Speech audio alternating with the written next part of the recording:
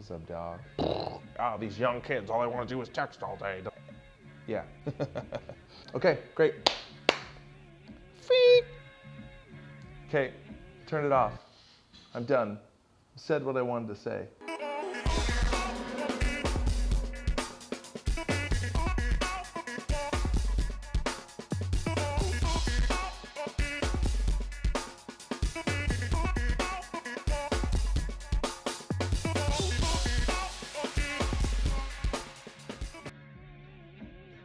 We are at the Washington Society for CPAs, the Women Leadership Summit, about to give the closing keynote for the day.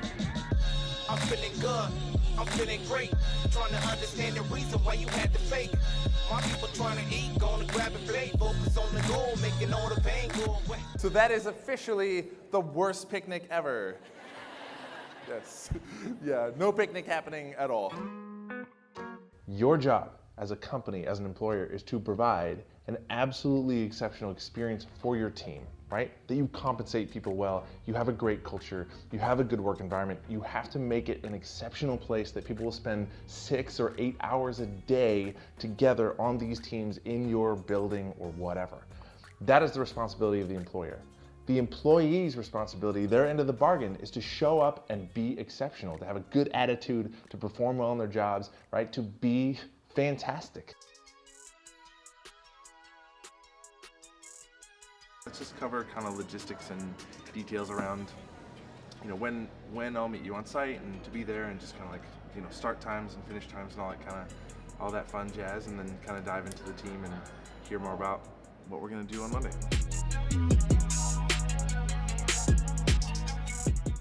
Great, just had a great call with a client, upcoming gig next week. Going through some change, transition in leadership, new leader coming in. It's talking about the importance of like doubling down on culture in that environment, so you don't have a situation where things are uncertain and unclear and it's a sort of every person for themselves kind of atmosphere. It's like really important to double down, come together, get cohesive, and be really intentional about how we're showing up together, how we impacting each other, and knowing together that we support each other, we have each other's backs, that we're gonna get through this together as a solid team.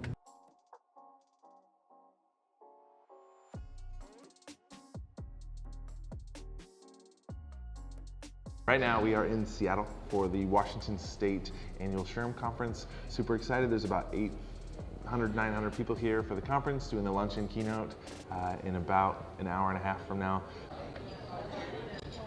Love the space, man. It's beautiful. Such a great spot. I like the stage too. I like that green. It's tight.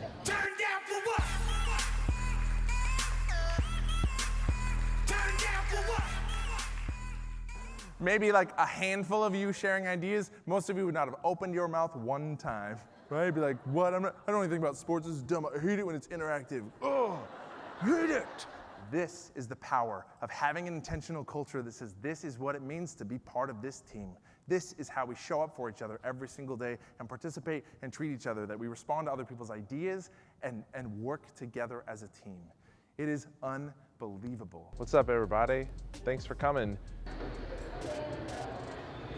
You gon' hit some nose like a reefer.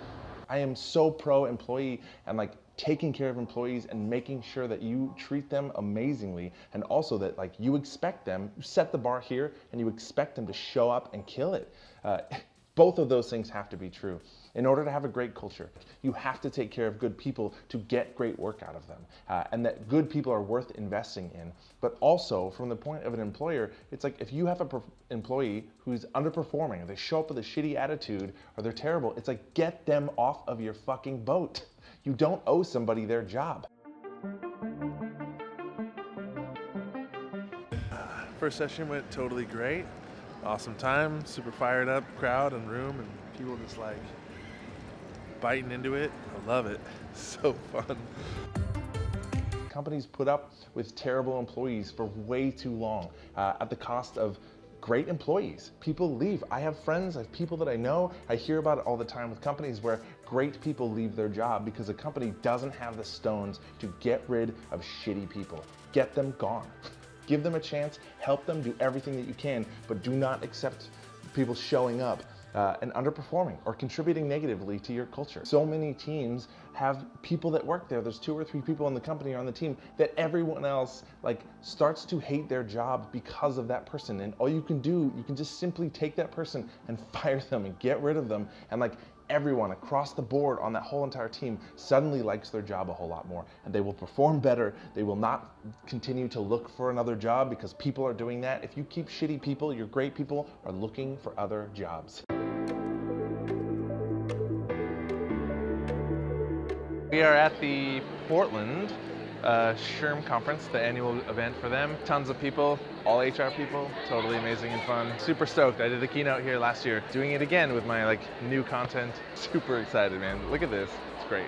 Something about this game that I love is that there's nothing like funny about this game. We're just like naming 5 things, but you let adults play this game for 3 seconds and everyone's like, "Ah!"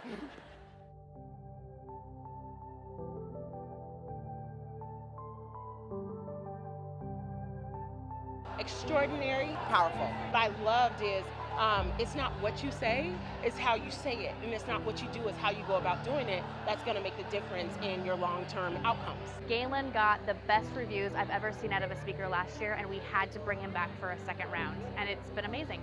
Inquire, be more inquisitive, and not always kind of trade thoughts, but really just listen all the way to what's being said so that we can consider some alternatives when we both come up with ideas. Companies can't allow shitty employees to continue to be there and ruin the experience for everyone else and also impact your bottom line. Those people are the same people that like talk rudely to customers and they gossip and they spread drama inside your office. Like, you know who those people are. Do something about it. It's just, you have to. You have no position being a leader in a company if you don't have the stones to have real conversations with people and be like, I need this out of you. This is what I expect from you every single day. And if you don't deliver this, like, your job is at stake. And that's not a lie. That's not a like idle threat. It's, man, I know that as a leader, there's nothing that takes more courage than that, than to have those real honest conversations or to actually pull the trigger and fire somebody, right? To like blow somebody out, but you have to do it. There's so many employees that would just like give anything for leadership to have the stones to fire this Larry from accounting or whoever this terrible person is that like everybody knows that they suck and they make everything worse for everyone, and leadership will do nothing about it and they know about it. It's like, man, you can't. It's your responsibility. There's a couple things that fall to leadership in a company that nobody else can do. Even if I know my coworker is terrible at their job and they're toxic, I can't fire them. Only leadership can do that. You have to have the courage to make those choices and do that work, right? And be committed to only exceptional people work on this team, and this is an exceptional place to work. And like, no equivocation. That's it. You will love working here. This will be a great place. Also, we expect you to deliver as an employee. Done.